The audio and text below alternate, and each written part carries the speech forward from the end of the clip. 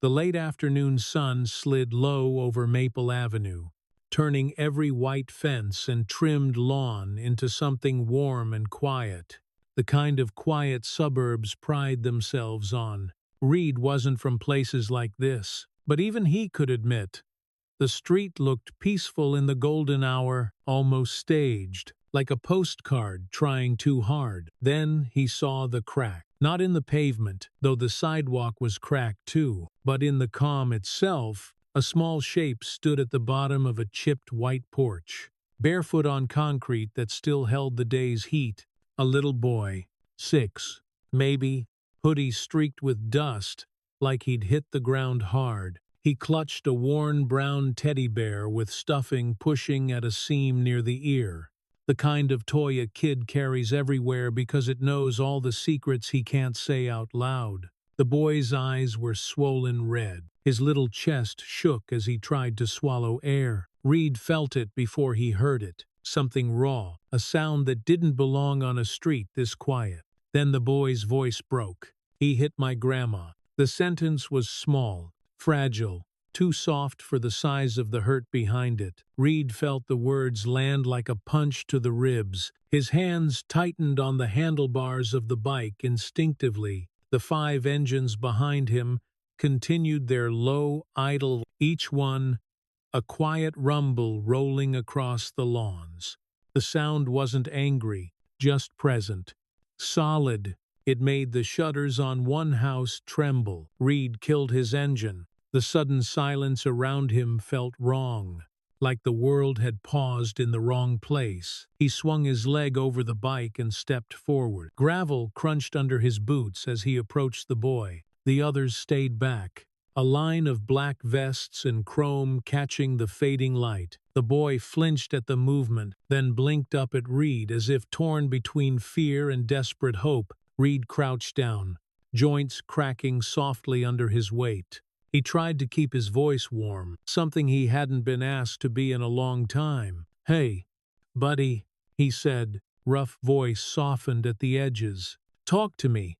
What happened?" The boy didn't answer at first. His lip trembled. His fingers dug into the soft fabric of the teddy bear. Then, with a small, shaking arm, he pointed back toward the porch. Reed followed the gesture. An older woman sat hunched on the wooden step, holding her arm against her ribs. Her soft blue dress was torn at the shoulder. A purple brise, dark, cruel, spread across one cheek. Her breathing was shallow, measured, the kind of breathing people learn after too many times trying not to show how much they hurt. Beside her, looming in the doorway like a stain on the scene, stood a man, tall, red-faced, half-drunk. A beer bottle hung from one hand, liquid sloshing lazily as he shifted his grip. His stare was a warning, a dare, as though the boy had spoken some forbidden truth. Reed felt his jaw lock. He didn't blink. The sun caught the lettering on the back of his vest, HellsAngels arching across leather, worn from years on the road. The patch didn't make him an angel, but right now, facing a bruised grandmother and a crying child, it made him something else entirely. A line the drunk man would have to cross. Reed rose slowly from his crouch, keeping the boy in his peripheral vision. The engines behind him ticked as the metal cooled. The only other sound was the hum of a neighbor's AC unit, and the faint shuffle of someone inside their house, moving closer to a window. "Reed," the man in the doorway muttered, misreading everything. "This ain't your business." Reed didn't answer him yet. He stepped forward, boots, finding each crack in the sidewalk like markers on a path he'd walked before, because he had different porch, different house, same sick heaviness. He'd been small once, small and scared, listening to bottles slam into walls and hoping someone, anyone, would hear. No one ever had, but today it did. The boy's whisper replayed again in Reed's mind. "He hit my grandma." Reed stopped at the bottom step of the porch, close enough to matter, far enough not to escalate. He could smell beer from where the man stood. He could see Clara's fingers tremble as she tried to hide her pain. The drunk tightened his grip on the bottle. His voice wavered between bravado and something closer to panic. "You hear me," he said. "This isn't your—" "It became my business," Reed said quietly. The second he said those words, the man swallowed, Adam's apple jumping. He tried to laugh, but the sound came out wrong, thin. "You think you can just walk up here with your little gang?" Reed's expression didn't change. "Nobody's here to fight you," he said, "but no one here is gonna let you hurt her again." The boy moved closer, almost hiding behind Reed's leg now. Reed didn't look down, but he shifted his stance, so the child had him as a shield. A screen door cracked open down the street. Curtains rippled. Maple Avenue, which had been so quiet, suddenly breathed differently, as though the entire neighborhood was watching. The man on the porch shifted from foot to foot. His eyes darted from Reed to the other bikers.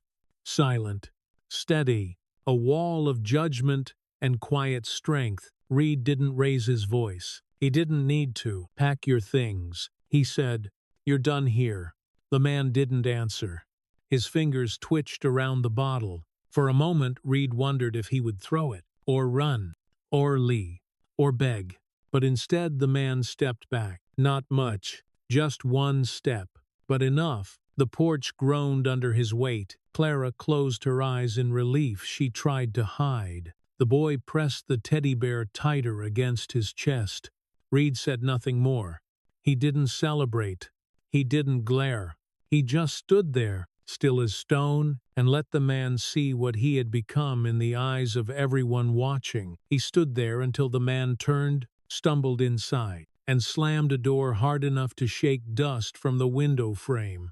Reed breathed out slowly. For the first time since he'd pulled onto Maple Avenue, the street felt like it might exhale too. But for Reed, the chapter wasn't finished yet. A boy was still shaking, a grandmother was still bruised, and the porch, this chipped, quiet little porch on a pretty suburban street, still carried the echo of someone who thought he could hide his violence behind closed doors. Reed wasn't leaving until that echo was gone. Reed didn't look back at his crew as he stepped off the bottom porch stair. He didn't need to. The 5 men behind him shifted just enough to widen their stance. Boots scraping the gravel in unspoken solidarity. The air felt dense, thick with tension, thicker with expectation. He moved toward the porch again, slower this time, as though the boards themselves were watching. A hot breeze swept through Maple Avenue, carrying the faint metallic scent of overheated engines and the distant sweetness of freshly cut grass. The boy stayed behind him, so close, Reed could feel the tug of air every time the kid took a shaky breath. Up on the porch, the man finally spoke. "Who the hell do you think you are?" Ray's voice was sharp now, liquor-edged, his words wobbling around the rim of the bottle he gripped. The bottle wasn't raised, not yet, but his stance suggested he still thought he owned the doorway he stood in. Reed didn't answer immediately. He let the questions sit, heavy and unanswered, the way he had learned to do with men who tried to puff themselves up in front of fear. Instead, he lifted his chin just slightly, eyes tracing the bruise on Clara's cheek again. Then the way her fingers curled into her dress, like she was trying to hold herself together. Behind him, Ethan's breath hitched. Reed glanced down just enough to register the boy's white knuckles around the teddy bear. When Reed finally spoke, his voice came out low, scraped, and steady. "My name's Reed," he said. "That's all you need." Ray barked a short, bitter laugh. "You think that patch on your back gives you any right to walk up on my porch?"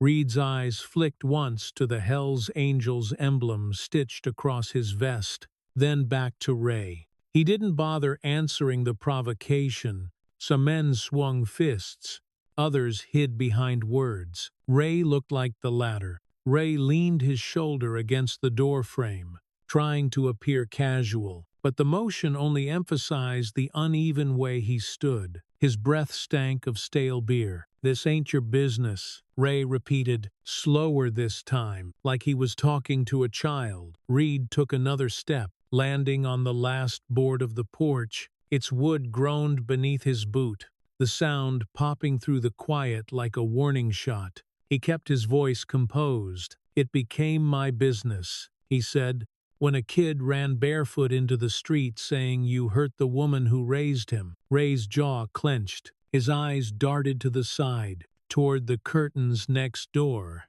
where he'd noticed movement earlier. The neighborhood was listening. A muscle in Reed's cheek twitched, memories flaring up without permission. Ray doesn't know the quiet biker facing him once lived in a house where bottles meant danger, not celebration. Reed pushed the thought down.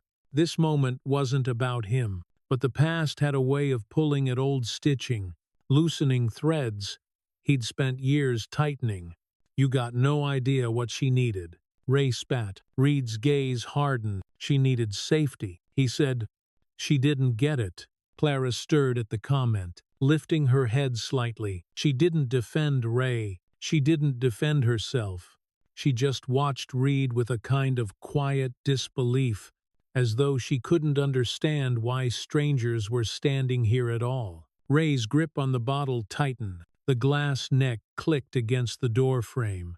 A tiny sound, but Reed caught it. He always caught the small sound. They'd been warnings once. "Two, you're not walking into my house." Ray jabbed a finger forward. "So, unless you want problem," Reed cut him off with a small shake of his head. "No one's walking into your house," he said, "but you're done hurting people in it." Ray blinked, stunned for half a second. Then his face twisted. "You think I'm scared of you?" Reed didn't smile, didn't blink. "Doesn't matter," he said. "You don't scare me either." A breeze pushed through the street again, lifting the loose ends of Reed's beard and carrying a hint of engine oil from the bikes. The smell settled into the boards beneath them. For a moment, no one spoke. Then, from behind Reed, one of his men, Tank, shifted, folding his arms across his broad chest. The leather creaked. The simple gesture made Ray's eyes flick toward the curb. 5 men, all silent, all steady, all watching. Reed didn't need to look back to know exactly what they were doing. Their presence alone was a wall, and Ray was slowly realizing he was on the wrong side of it. Ray attempted one last bit of bravado. "You know what people like you are," he snapped. "Trouble." Reed shrugged once, shoulders rising and falling like a wave. "Sometimes," he said, "but right now, we're the only reason that kid isn't still crying." Ray opened his mouth, whether to argue, deny, or throw another insult. Reed didn't know, but the words caught somewhere in his throat and stayed there. Instead, Ray's eyes darted again to the kid. The teddy bear, the bruised grandmother, the neighbors standing now in full view, porch lights turning on, doors opening halfway. The man's breath stuttered. Reed didn't step closer. He didn't need to. All he said, quiet and sharp, was, "Pack your things." Ray stared at him, the bottle trembling now. He swallowed hard. Adam's apple bobbing. "You don't get to." "I'm not asking," Reed replied. "I'm telling you what happens next." For a moment, Ray looked like he might break the bottle, or throw it, or try something reckless enough to regret for a long time. But he didn't. His shoulders slumped first, then his eyes dropped, then the bottle lowered. The decision wasn't noble. It wasn't remorse. It was fear, not of the men on the curb, but of what he looked like in this moment, with a child crying behind a stranger, with neighbors watching, with a bruise blooming on a woman he claimed to be helping. Ray stumbled backward into the house without a word. Reed didn't move, not yet. He waited until the door slammed, waited until he heard footsteps, drawers yanked open, keys scraped off a counter.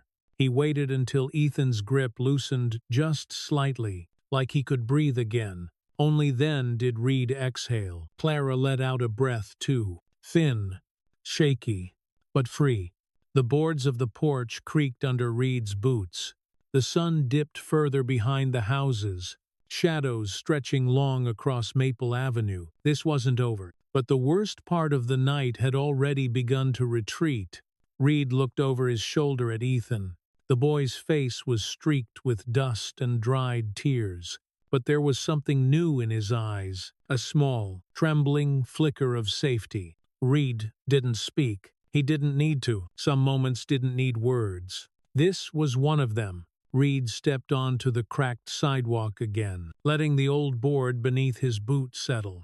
The porch had gone quiet except for Clara's soft, uneven breaths, and the faint rustle of her torn dress brushing the step. The evening light thinned across Maple Avenue, stretching past the curb in long amber lines that made every shadow look sharper. He felt Ethan hovering behind him, small and tense, like a bird unsure whether to hide or run. The kid's presence stayed close. Close enough, Reed could sense the tremble in him without turning around. The front door banged once from inside the house.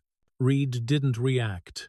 It was the panicked kind of noise men made when they weren't sure if they'd already lost control. He let the sound fade before taking another step toward the porch. The cracked concrete path wasn't long, but it felt like walking the final stretch of a tightrope. Nothing dramatic, just narrow and deliberate. Each footfall pushed a bit more dust into the air, carrying the scent of sun-warmed cement and the faint bite of engine oil. At the top step, Reed looked up just as the door swung open again. Ray stood there, clutching the duffel bag he'd thrown together. His hair was messed, his shirt half untucked, and his eyes jittered between Reed and the 5 riders still stationed at the curb. The bottle was gone.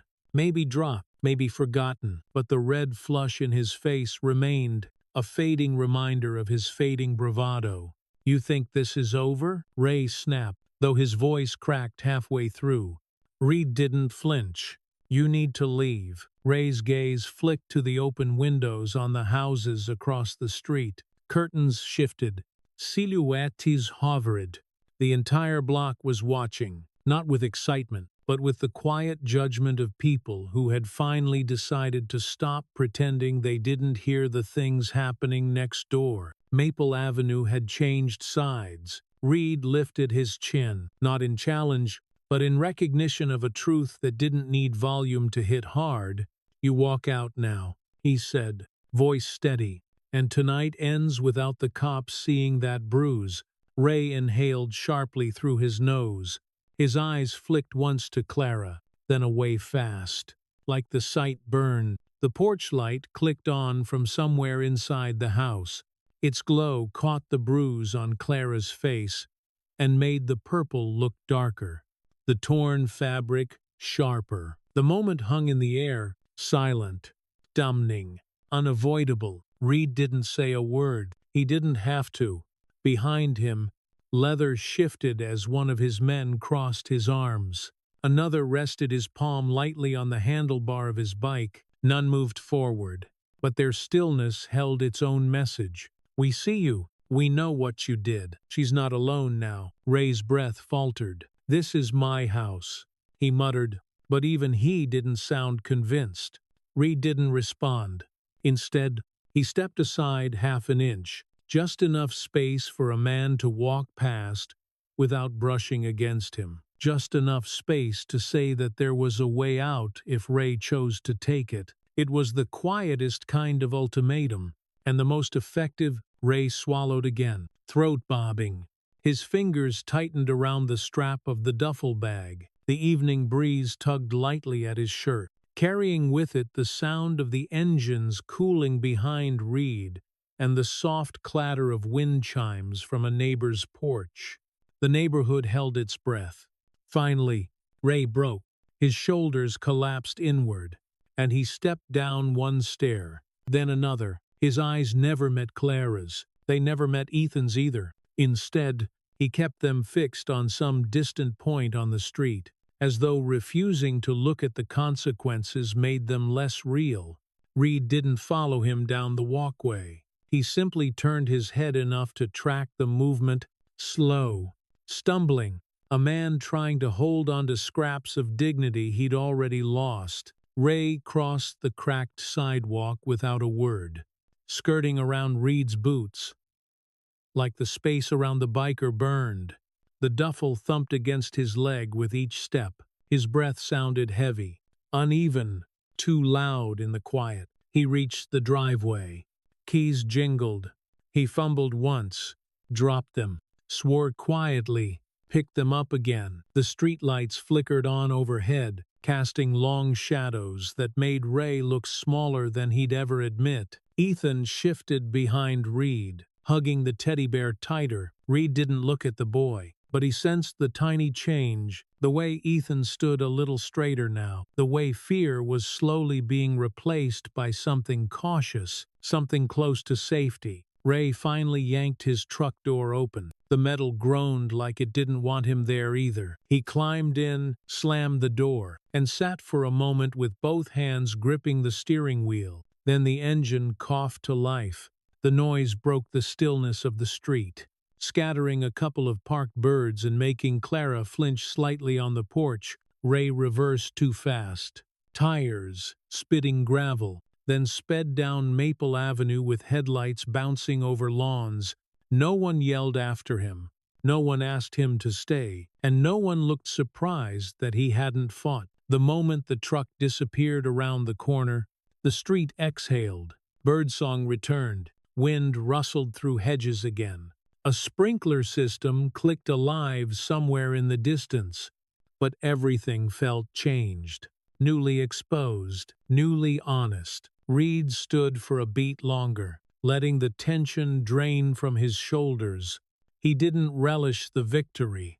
There was nothing satisfying about watching someone flee the consequences they'd created. But leaving was better than staying. Sometimes that was enough. He turned back toward the porch. Clara was watching him, not fearful now, not confused, but something gentler, something grateful she didn't seem to know how to express.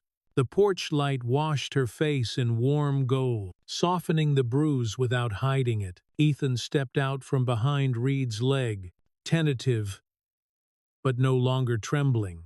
His small hand brushed Reed's denim as he passed, a silent check that the man was still there. Reed looked down at him for the first time since Ray had left. The kid looked tired, eyes swollen, cheeks streaked, breath steadying with each second.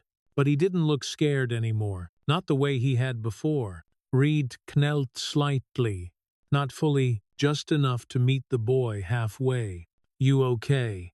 he asked quietly. Ethan nodded, quick and certain. The teddy bear's ear dragged lightly across the wooden step. Reed stood again, feeling the weight of the moment, not heavy, but grounded, solid. Behind him, the bikes waited, still as sentries. Ahead of him, Clara waited to be helped. Around him, the neighborhood waited to understand what kind of men they had just seen. And Reed, standing on a cracked sidewalk, lit by a porch bulb and fading sunlight, felt the thin line between past and present settle inside him, steady, unshaken. Tonight had shifted something in this street, something in that boy, something in him, too. Even if he'd never say it out loud, he took a breath, slow and controlled. The worst of the storm had passed. The real work was only beginning. The porch had gone quiet, the kind of quiet that follows a slammed door and lingers like dust suspended in a beam of fading sunlight. Reed remained near the railing, boots planted, shoulders steady, watching Clara as she tried to sit upright, despite the pain that kept tugging her downward. Clara's breath came shallow, each inhale a small surrender. The torn blue fabric at her shoulder lifted and fell as though it were fighting for her. She kept one hand hovering over the worst of the bruising, fingers trembling each time the breeze touched her skin. Her eyes avoided his for a moment, hiding a mixture of shame and exhaustion that Reed recognized far too easily. Ethan stood just behind Reed, a small shape in the corner of his vision. The boy pressed close, not quite touching, but close enough that Reed could feel his presence like a warm pulse at his side. The teddy bear hung from Ethan's fist by one worn ear, its fur smudged with dust and grief. Reed stepped up to the porch and crouched, keeping his posture low so Clara would not feel crowded. The boards creaked softly beneath his weight, surrendering to both gravity and memory. "You are safe now," Reed said, voice steady but gentle. "No one here will let anything happen to you." Clara lifted her gaze, and for the first time her eyes did not dart around for danger. They simply looked at him, searching. She tried to manage a smile, though the right side of her face resisted. "I did not want to trouble anyone," she whispered. Reed shook his head once, slow and firm. "You are not trouble. You are hurt." Those words seemed to land somewhere deep, somewhere she had kept sealed for a long time. Her shoulders sagged. Ethan moved closer and touched her knee lightly, as if checking whether she might crumble without him. Reed glanced back at his men. At the curb, they remained in their quiet formation. Tank, tall and stone-faced. Doc, lean and sharp-eyed. The others stood in a loose half-circle, a presence rather than a threat, their leather vests catching what little light was left. "Doc," Reed called quietly. Doc moved toward the porch, his boots crunching gravel. He reached into his saddlebag and pulled out a weathered first aid kit, the kind patched together from years of roadside needs. He placed it into Reed's open hand and stepped back without a word. Reed knelt by Clara again and opened the kit slowly, letting her see each movement before he made it. Trust was fragile. He knew better than most how easily it could crack. "May I look at your arm?" he asked. Clara nodded. The motion was small but steady enough. Reed cleaned the area around the bruise with careful, deliberate touches. The wipe crackled softly. The scent of antiseptic drifted into the warm air, cutting through the remnants of beer and dust. Clara winced once. "Sorry," Reed murmured. "It is all right," she said. Though her voice strained, Ethan watched his hands closely, eyes wide, learning something about gentleness he had rarely seen from grown men. Reed felt the weight of that watching in his bones. Across the street, a porch light flicked on, throwing a warm glow over the faces of neighbors who had stepped out of their silence. Some leaned against railings. Others stood with arms folded, their expressions softening as they took in the scene. The judgment they had once reserved for the bikers seemed to melt into something else entirely. Reed finished and set the used wipe aside. He rose slowly, his back protesting, but he ignored the ache. His attention stayed on Clara. "You will need a medic to look at you properly," Reed said. "One of my men already called for help." Clara blinked in surprise. "I did not think anyone would come." "They will," Reed said, "because you deserve help." Her eyes glistened, not with fresh tears, but with a kind of cautious relief, the first she had allowed herself in a long time. Ethan tugged at Reed's sleeve. Reed placed a steady hand on the boy's back, not pulling, not pushing, simply being there. And then Reed said the words that had lived inside him since he was a child too small to defend himself. "No one should have to live scared, not you, not him." Clara's breath caught. Ethan leaned into Reed's side. The porch felt less like a place of fear and more like a threshold into something new. Down on the curb, something subtle shifted. Doc lifted a hand and touched the HellsAngels patch on his back, fingers tracing the worn stitching as though acknowledging an old truth finally spoken aloud. He nudged Tank lightly with an elbow. "This is the real reason that patch matters," Doc murmured, his voice soft but sure. "This right here." Tank tightened his jaw and gave a single, silent nod. Reed did not hear the words, but he felt the shift in the group, a quiet vow carried in the still air. He looked back at Clara. She straightened a little, holding on to the hope, taking root in her chest. Ethan pressed his cheek to her arm, careful not to touch the bruised part. A distant siren began to rise in the air, faint at first, then clearer.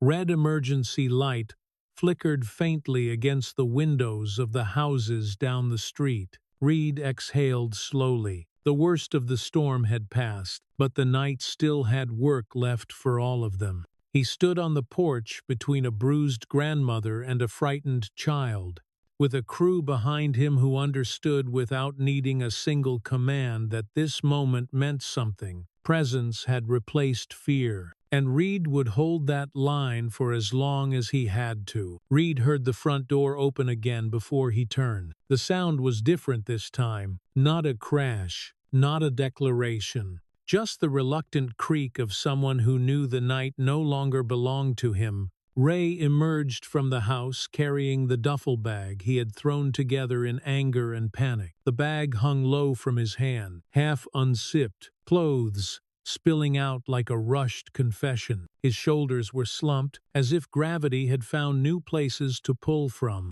The porch light painted his face in uneven patches, and without the doorway behind him, he seemed smaller than he had minutes earlier. He stopped at the top step as if expecting someone to challenge him. No one did. Reed simply watched him with the steady, unreadable calm that had undone men far tougher than Ray. Ethan clung to the porch railing beside Clara, silent but alert. Clara kept her injured arm close, bracing herself against the step. Reed stood in front of them, feet anchored, the quiet axis. The street now turned around. Ray cleared his throat once. It came out dry and brittle. "So that is it then," he muttered, though no one had asked him a question. "You all think you can throw me out of my own place?" Reed did not answer. Words were useless now. The truth lay in Ray's shaking hands and hurried packing, in the neighbors standing on lawns with folded arms and stern faces, in the ambulance siren growing louder down the block. Ray looked around, scanning the street as though searching for a single ally. He found none. Silhouettes filled porches. Porch lights glowed warm, like judgment. Even the air seemed to lean away from him. A flicker of fear crossed his face. Then anger covered it. Then fear came back stronger. He started down the steps, each movement stiff and uneven. Reed stepped aside a few inches, giving him the path but not the permission. Ray passed within arm's reach, close enough that Reed could smell the stale beer on his breath.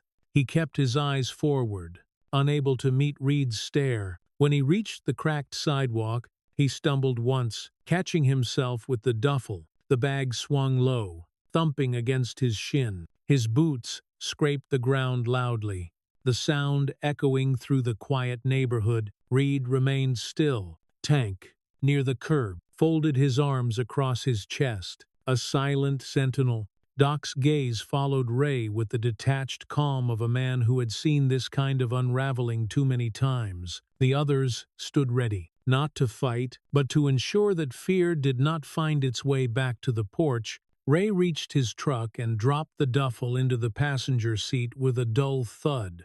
He lingered with one hand on the doorframe. His chest rose and fell, breath uneven. For a moment, he seemed to gather the fragments of his pride, try to make them whole enough to wear again. He turned toward Reed. "You think you are some kind of hero," Ray spat, "coming in with your leather jackets and your loud engines, acting like you know anything about my life." Reed did not rise to the bait. The sharp words drifted toward him and fell harmlessly against the calm he had built around himself. "This is not over," Ray said. Reed's expression did not change. "It is exactly over," he replied, voice flat as cold steel. Ray blinked, thrown off by the certainty in that tone. His fingers curled around the edge of the door. "You will regret sticking your nose in this," he muttered. Reed took a slow step forward, not threatening, just closing the space enough for the truth to land. "The only thing I regret," Reed said, "is that the boy ran farther than you ever stepped toward him." Ray froze, his face twisted. a mix of humiliation and rage. The words struck deeper than any punch could have. He opened his mouth to argue, but nothing came out, nothing fit, nothing defended him. The ambulance siren rounded the corner, lights flashing red across the street. The reflection washed over Ray's face, distorting it, making every insecurity visible. Neighbors took another few steps forward, no longer pretending they saw nothing. The illusion of silence had been ripped away, and in its place stood witnesses who would no longer look away. Ray slammed the truck door in frustration. The metal shook, the engine sputtered, then roared too loudly for the quiet block. He reversed without checking his mirrors. Tires, grinding gravel, and making Ethan flinch instinctively. Reed angled his body so the boy would not have to watch the truck peel away. The engine noise tore down Maple Avenue, bouncing off mailboxes and fences before disappearing into the dark like a storm finally leaving. The moment the sound faded, something subtle shifted in the street. A collective breath released, shoulders lowered, postures softened. Tank let out a slow exhale. Doc tapped the edge of his vest, fingers brushing the patch again, as though reaffirming a vow he had made in silence. Clara sagged backward slightly, catching herself with her uninjured arm. The porch light turned the edges of her bruise gold, softer than before. Ethan pressed his face against her side, tiny fingers gripping the hem of her dress. Reed stepped toward them, his boots steady, his presence anchoring the porch once more. "You are safe," he said gently. Clara nodded, a small motion carrying immense weight. Ethan peeked up at Reed, eyes wide but clear, no longer clouded by fear. Across the street, neighbors who once watched from behind curtains now stepped fully into the open. One woman lifted a hand in a quiet gesture of solidarity. An older man murmured something to his wife, his tone warm rather than wary. Reed watched them without judgment.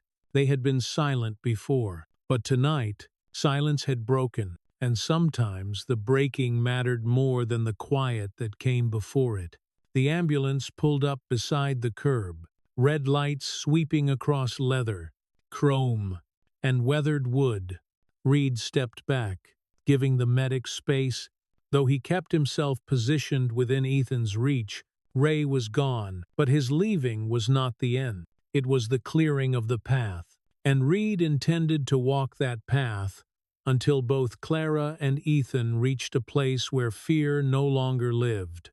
The ambulance doors swung open with a metallic clack, spilling white light across the chipped porch and washing the evening in a clinical glow. Reed stepped aside just enough to let the paramedics through. Though he positioned himself instinctively so, Ethan never lost sight of him. The boy hovered behind his grandmother, small hand gripping the back of her dress like it was the only solid thing he had left. The medics moved with quiet urgency. One knelt beside Clara, gentle but firm, examining her arm and the bruise along her cheekbone. Another asked brief questions in a steady voice, scribbling notes on a clipboard that rattled softly each time he wrote. Reed watched the entire scene without interfering. His presence was a shadow behind Ethan, a steady warmth. The boy kept glancing back at for reassurance. Reed kept one hand rested loosely at his side, ready to steady Ethan if he faltered, ready to take whatever fear the boy still carried. The paramedic closest to Clara lifted her trembling wrist, checking her pulse. "You are going to be all right," he said quietly, though his eyes flicked to Reed in a way that carried gratitude and a question he did not voice. Tank and Doc remained near the curb, their silhouettes etched in the glow of the ambulance lights. The rest of the crew formed a loose semicircle behind them, not blocking the view, but standing with the kind of disciplined readiness that made the neighbors reassess everything they had ever believed about men who wore leather vests. A breeze swept across the street, flipping the edges of the patches on the riders' backs. The embroidered letters caught the light one by one, transforming into something less like a threat and more like a shield. Doc stepped forward a little, stopping beside Reed. His voice was low, more breath than sound. "She will need help for a while." Reed nodded. "She will have it." Doc's gaze drifted to Ethan, then back to Reed. Something tightened in his expression. A silent understanding between two men who had both seen too much harm disguised as help. One of the paramedics lifted his chin toward Reed. "We will need to take her in," he said. "Possible bone bruising. Possible sprain." Clara tried to stand on her own and wavered. Reed caught her elbow gently, guiding her weight without pressure. "You do not need to be strong right now," he said. Clara let the words settle. She stopped fighting them. The exhaustion that washed over her was visible, but it was the kind that came with relief, not defeat. The paramedics brought the stretcher forward. Wheels rolled across the concrete with a soft, rhythmic clatter. Ethan stiffened, clutching his teddy bear tighter, as if the movement might pull Clara away forever. Reed crouched beside him, lowering himself to eye level. "They are going to help her," he said, voice low and steady. "You will see her again soon." The boy nodded, but his eyes stayed locked on his grandmother as the medics eased her onto the stretcher. Clara reached out her uninjured hand as she was lifted. Ethan hurried forward, and Reed placed a steadying hand on the boy's shoulder as Clara touched his cheek with her fingertips. "I will be all right, sweetheart," she whispered. The moment cracked something inside Reed, something old and scarred. He straightened slowly, feeling the weight of the past brush up against the present. Healing came in strange shapes, and sometimes in the simple courage of a child reaching for someone he loved. As the paramedics prepared to load Clara into the ambulance, Reed stepped forward and adjusted the blanket around her shoulder. The medic watching nodded slightly, his expression softening. "You are family?" he asked. Reed paused, then shook his head. "Not by blood." The medic nodded once, understanding deeper than words. "Sometimes that does not matter." Reed looked at Clara again. She met his gaze with gratitude so deep it was almost painful. "Thank you," she murmured. Reed dipped his head. "We do not leave people behind." The stretcher lifted. The back doors swung open. The ambulance lights splashed across the street again, turning every rider into a silhouette outlined in red. Ethan followed until the last second, hand outstretched, but Reed caught him gently before he stepped too close to the loading ramp. "Let them do their job," Reed said softly. Ethan pressed his face into Reed's vest for a moment, a small, desperate gesture that Reed answered by placing a steady hand on the boy's back. When the doors closed, the sound echoed through the neighborhood like a final punctuation mark. The siren remained off, but the engine rumbled to life. The vehicle pulled away slowly, the red glow fading down the street until only a faint reflection remained in the windows. When the ambulance turned the corner, Ethan exhaled, shaky and uneven. Reed stayed beside him, anchoring him with presence alone. The neighbors lingered in the quiet, not quite sure if they should speak. Some approached the edge of their lawns. A woman whispered to her husband. Someone else crossed their arms tightly, eyes following the direction the ambulance had gone. Doc stepped back toward the group, wiping a hand over his jaw. "She is in good hands now," he said. Tank nodded. "She will heal." Reed looked at Ethan, the boy's small face illuminated by the porch light.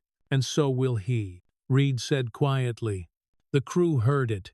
They did not comment, but Reed felt the way their stance shifted, the way their silence wrapped around Ethan the same way their engines had wrapped the street when they first arrived. This was not protection built on threat. It was protection built on choice, and that choice had united every man standing behind Reed. Ethan hugged his teddy bear to his chest. Reed placed a hand briefly on the boy's shoulder. "You are not alone," Reed said, and this time Ethan believed him. The glow from the departing ambulance faded slowly, leaving Maple Avenue wrapped in a softer, gentler dark. Porch lights flickered on across the street, one by one, casting warm circles on the pavement. Reed remained near the bottom step, letting the quiet settle around him, like dust shaken from the air. Ethan stood beside him, small shoulders lifted toward his ears, as though bracing against a sound that had already passed. He clutched his teddy bear close, the worn fur pressed to his cheek, breathing in the familiar scent of cotton and comfort. The boy's eyes stayed fixed on the corner where the ambulance had vanished, as if his grandmother's safety depended on his gaze. Holding steady, Reed placed a steady hand on Ethan's back, not pushing, not guiding, simply offering the weight of presence. The boy leaned into it almost immediately, a wordless sign of trust forming in the dim light. The paramedics remained near their vehicle for a moment longer, speaking in low tone, filling out forms and checking equipment. Reed watched them with quiet respect. They were part of the chain now, another link in a night that demanded every kind of strength. Tank approached the porch with slow, deliberate steps. His figure filled the space beside Reed like a familiar piece of architecture. "She will get the care she needs," Tank said quietly, eyes softening as they dropped to Ethan. Reed nodded. "She is in good hands." Doc stepped up as well, crossing his arms.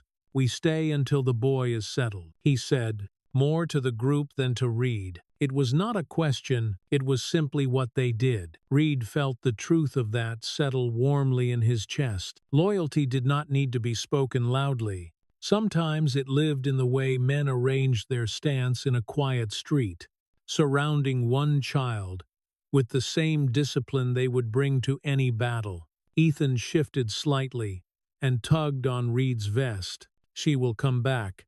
"Right." His voice was barely more than a breath.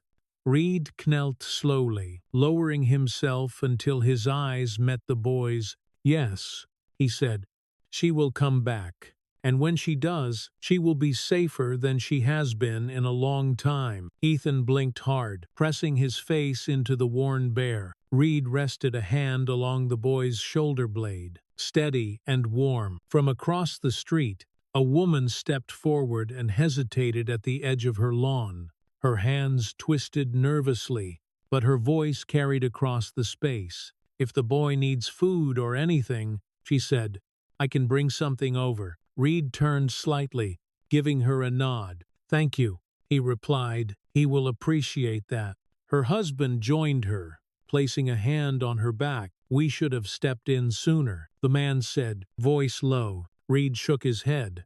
"You are stepping in now," he said. "That matters." The couple exchanged a glance, something unspoken passing between them, guilt unwinding itself, inch by inch. The paramedics finished their preparations and approached Reed. One of them held out a small notepad. "If the boy needs updates," he said gently, "this is the number for the station and her case line." Reed accepted the paper with a nod. "We will make sure he hears what he needs to." The medic crouched in front of Ethan and spoke softly. "Your grandma is brave," he said. "She is in good hands with us." Ethan nodded but kept close to Reed, his fingers curling into the edge of the vest, like he was anchoring himself to something that would not move. The medic gave him a reassuring smile before returning to the ambulance. With the last checks complete, the medics climbed into their vehicle. The doors closed with a muted thump, and the ambulance drove away without lights or siren this time. Just the quiet hum of a vehicle heading toward safety. Reed rose to his full height again, knees protesting slightly. He scanned the street. The riders remained in place, but their posture had eased. The danger was gone. What remained was care.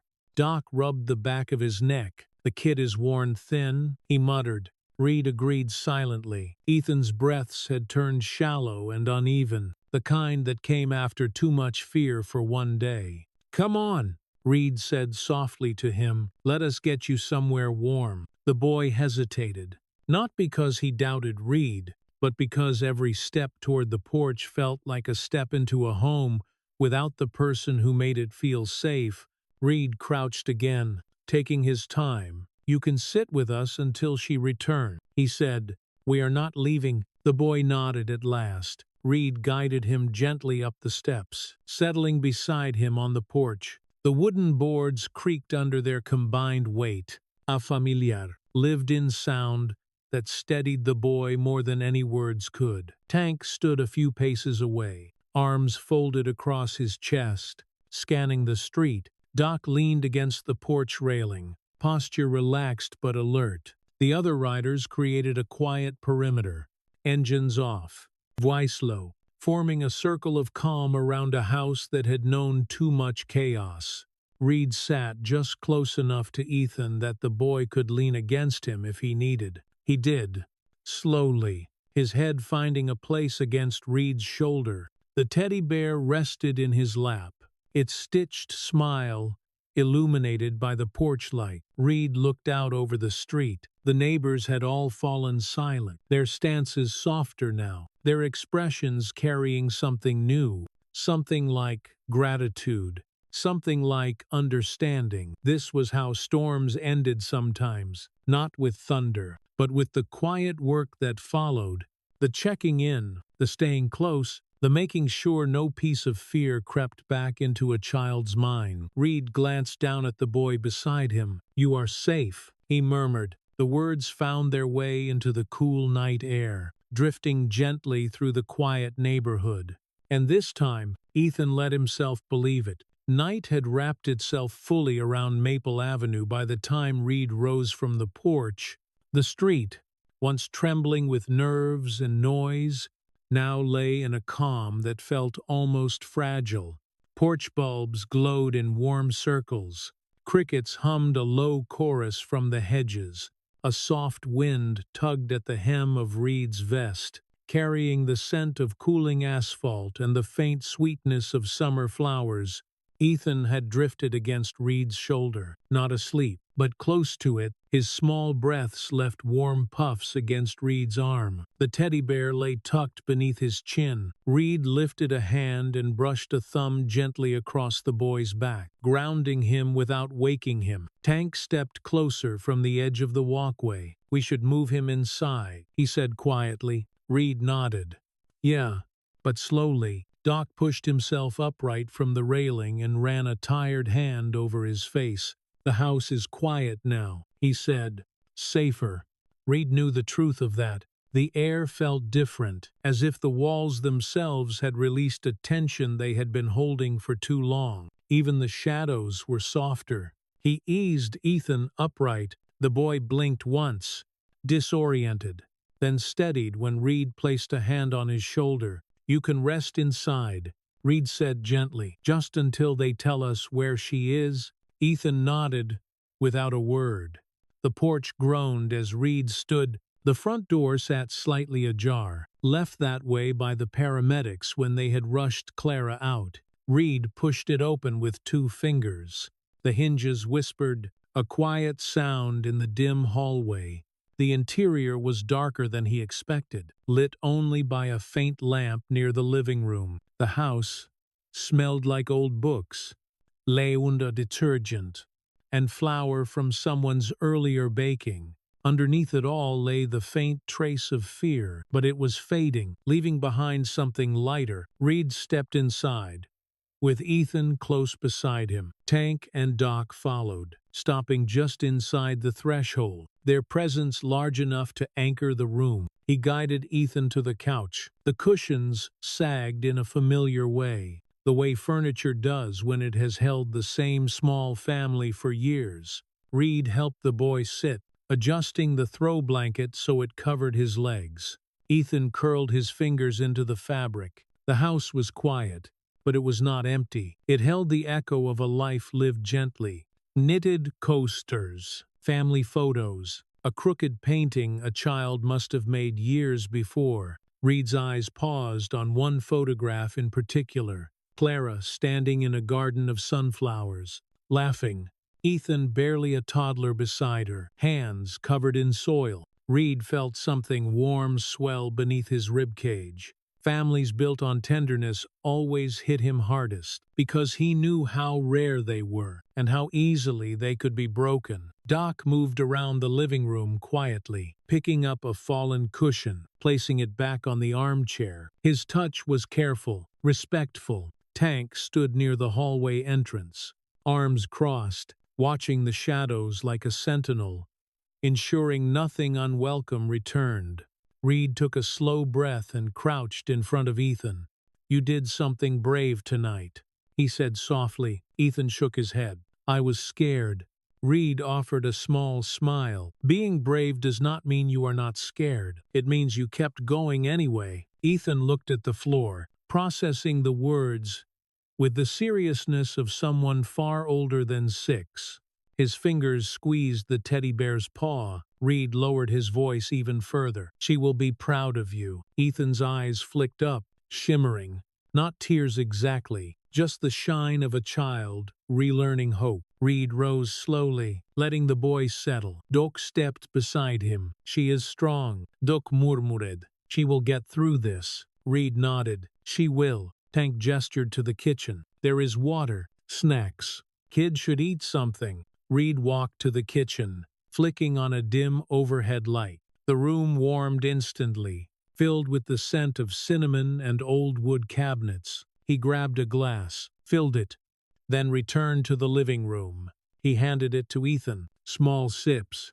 The boy took the glass in both hands, steadying himself. Reed turned then, scanning the house, not with suspicion, but with an instinct older than he could remember. A long hush filled the walls, a hush not born of fear, but of peace returning little by little. And that was when Reed noticed it. A small wooden box sat on the side table near the window, ornate, polished, clearly handled often. Curiosity led him closer. He did not open it. This was not his home, but he rested a hand lightly on the lid. Etched into the top were 3 letters. C. W.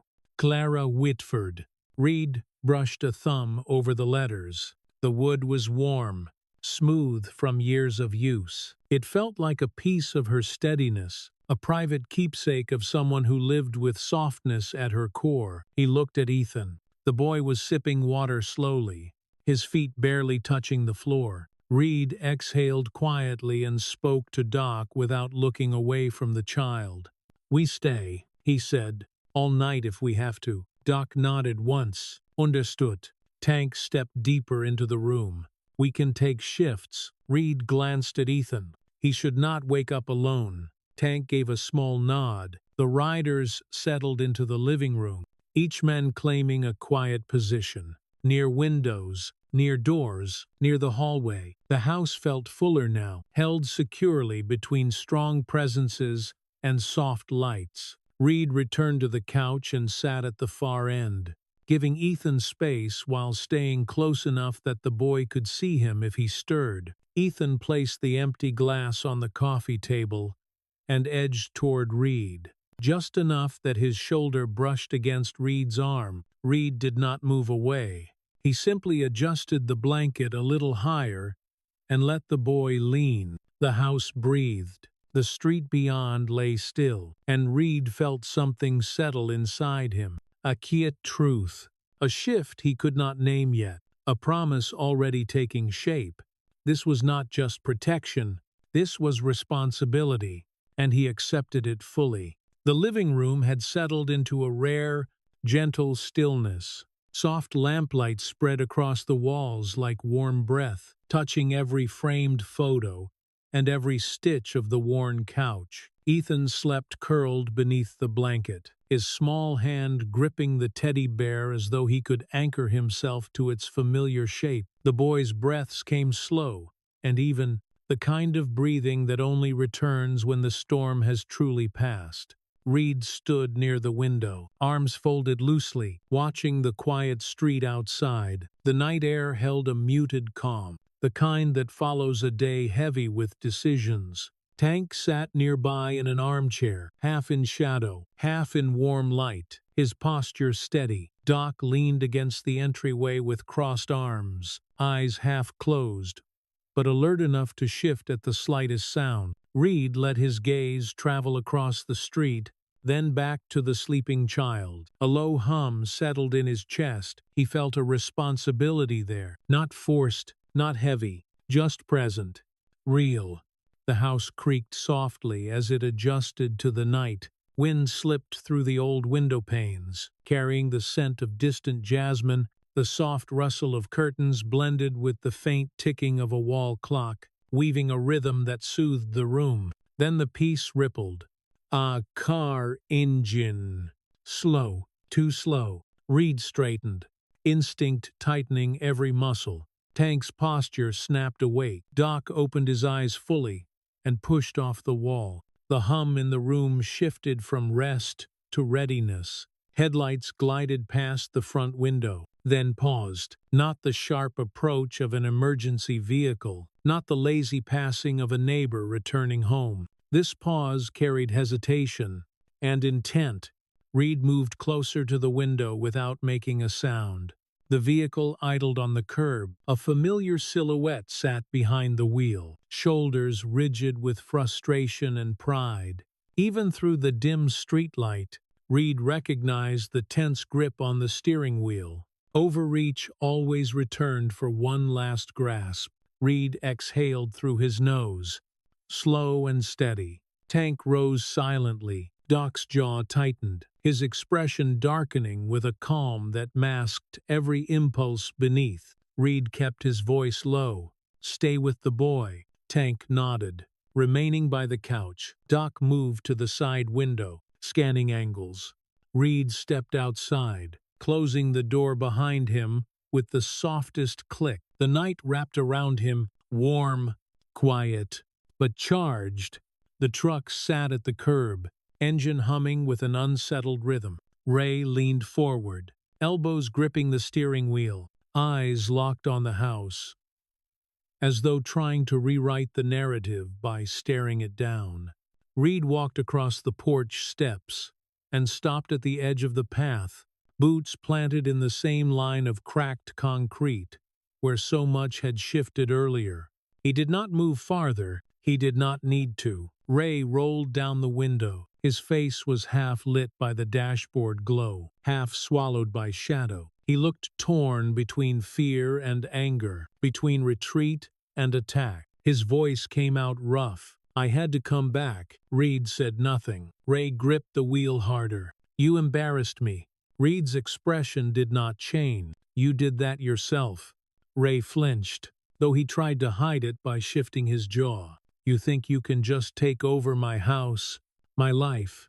Reed took a slow breath. "Your choices left harm behind. I stepped in where you stepped away." Ray slammed his palm against the wheel once, the sound sharp in the quiet night. "You think you are better than me." He spat. Reed's voice stayed quiet. "No, I think he deserved protection." Ray's gaze flickered, something like guilt or weakness passing briefly through him, but it vanished quickly, buried beneath the anger he had always leaned on. "I came back to talk," Ray said, though his tone held no peace. "And I want the kid to hear what I have to say." Reed stepped closer, slow and deliberate. His shadow stretched across the concrete. "You will not speak to him tonight," Reed said calmly. Ray scoffed. "You do not get to decide that." Reed's stillness sharpened. The entire street seemed to lean in. "You overreached," Reed said. "You hurt a woman who trusted you.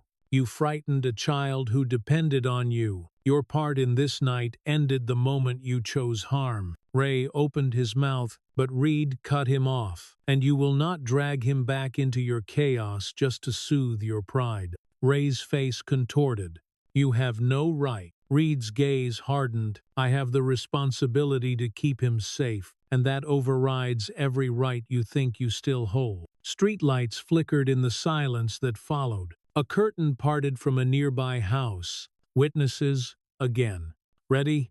Watching. Ray's breath came fast. His pride stretched thin, snapping in places he could not hide anymore. "You think this makes you a hero?" Ray growled. Reed shook his head slowly. "No, this makes me accountable, And accountability is something you ran from all night. The words hit their mark. Ray's eyes dropped. His shoulders sagged. The anger bled out of him, leaving only the thin shell of a man who had lost control long before Reed ever stepped onto the street. He reached for the ignition, fingers trembling. "This is not finished," he muttered. "Though the conviction was gone, it is finished for tonight," Reed replied. Ray hesitated. Then the engine revved sharply, a last burst of pride, trying to fill the growing gap between the man he pretended to be and the man sitting behind that wheel. He sped away, not fast, but sharp enough to echo his frustration. The street fell quiet again. Reed watched the taillights disappear for the final time that night. He stood there for several moments, letting the quiet settle back where it belonged. Inside the house, Ethan slept soundly. Tank and Doc stood watch. Reed turned toward the porch, the warm light spilling through the windows like a promise. He stepped inside, not as a rescuer, not as a stranger, but as the man holding the line. Morning rose slowly over Maple Avenue, soft light spilling across the rooftops and brushing the street with gold. Dew clung to the grass. Birds stirred in the hedges. The world outside felt gentler than the night before, as if the neighborhood itself had taken a long breath and decided to start again. Inside the small living room, Reed watched the first rays of sunlight move across the floorboards. Ethan slept curled on the couch, blanket gathered around him like a small cocoon. His teddy bear rested beneath his cheek, one worn ear pressed flat. The boy's breathing was steady, deep, unburdened by fear. Tank stood by the doorway, arms folded, gaze calm. Doc sat at the kitchen table, sipping lukewarm coffee from a floral mug he had found in the cabinet. None of them spoke. Words were unnecessary. Dawn had a way of quieting even the heaviest nights. A soft knock sounded at the front door. Reed straightened, moving quietly so as not to wake the boy. When he opened the door, a neighbor stood on the porch holding a small paper bag. Her hands trembled slightly, not from fear, but from something closer to remorse. "I thought the boy might want breakfast," she whispered. "Pancakes and berries. His favorite. Clara told me once." Reed accepted the bag with a nod. "Thank you." Her eyes softened. "You did good last night," she said. "You all did?" Reed did not answer with pride. He simply inclined his head, and she stepped back across her lawn, leaving the morning as quietly as she had entered it. Tank approached. "I can heat it," he offered. Reed handed him the bag. "Go ahead." Doc rose from the table with a slow stretch. "Hospital called earlier," he said, lowering his voice. "She is stable, still resting." Reed let that news settle in his chest. Warm relief pulsed through him, steadying him more than sleep ever could. "Good," he murmured. Doc placed a small slip of paper on the counter. "They will call again when she is fully awake." Reed nodded. Tank emerged from the kitchen with a plate of warmed pancakes. The scent drifted through the room, sweet and reassuring. Reed knelt by the couch and touched Ethan's shoulder gently. "Hey," he whispered, "breakfast is ready." Ethan blinked awake, confusion giving way to memory. His small hand clutched the teddy bear as he sat up. "Is she okay?" he asked, voice rough from sleep. Reed offered a reassuring nod.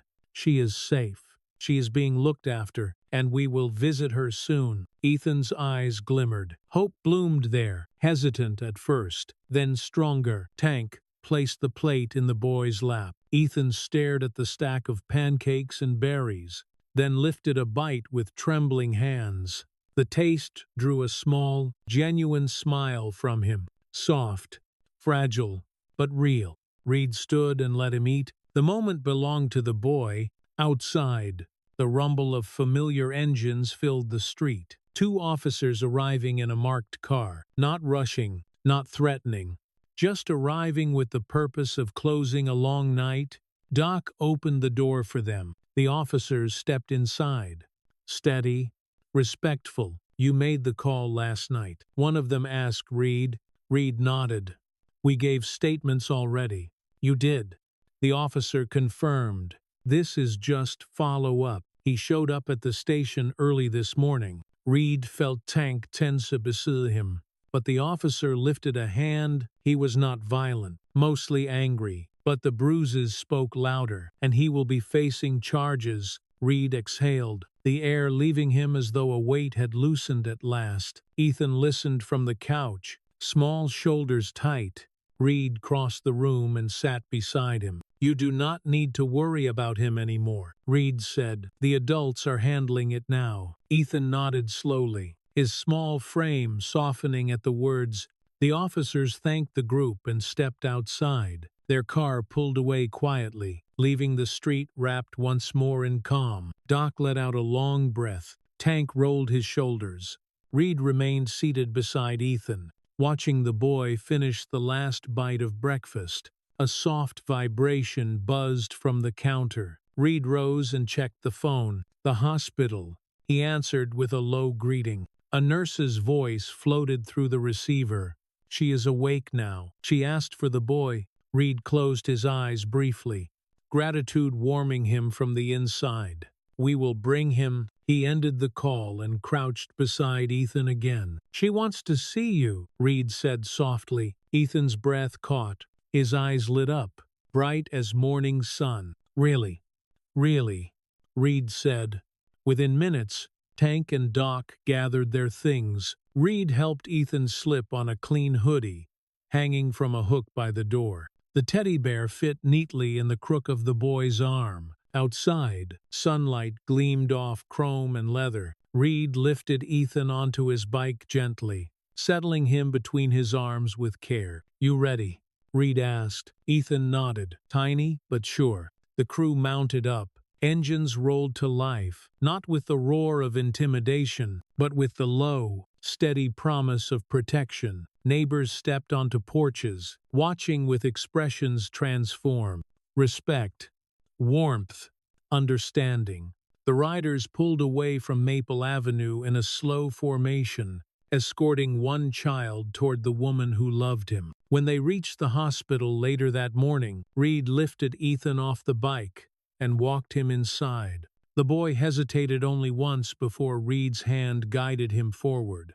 And when they entered Clara's room, Ethan broke into a run and fell into her waiting arms. Clara looked up at Reed from the bed, eyes shimmering with gratitude too deep for words. Reed gave a simple nod. Sometimes justice does not thunder, sometimes it arrives quietly.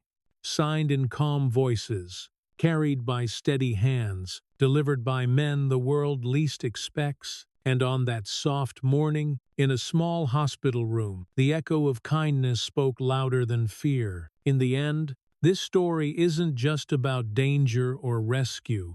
It's about the quiet, often invisible bravery it takes to face the truth, especially when that truth lives inside the walls of our own homes. For many people, fear doesn't show up as loud threats. It shows up in hesitation, in silence, in the small moments when we convince ourselves that it's not that bad, or I don't want to trouble anyone. But as the saying goes, what we permit will continue, and sometimes the most powerful step toward healing is simply allowing others to see us, really see us, when we're hurting. This story reminds us that dignity isn't earned through perfection or strength. It's something we are all born with, and no one has the right to take it away. Whether it's an elder protecting a child, a neighbor stepping forward, or strangers choosing compassion over judgment, justice often begins with one simple act, breaking the silence that has been suffocating us. It also challenges the stereotypes we carry. Sometimes the people we fear, the ones we label or misunderstand, can become the unexpected protectors. Proof that character isn't measured by appearance, but by presence, empathy, and the choices we make when someone is in need. As the old American expression goes, real gold doesn't fear the fire. True goodness reveals itself when tested, If this story stirred something in you, I invite you to share your thoughts below. Have you witnessed a moment where kindness shifted the course of someone's life? Leave a comment, hit like to support our work, and subscribe so you won't miss the next powerful story. Wishing you warmth, clarity, and the quiet courage to choose yourself even after the storm.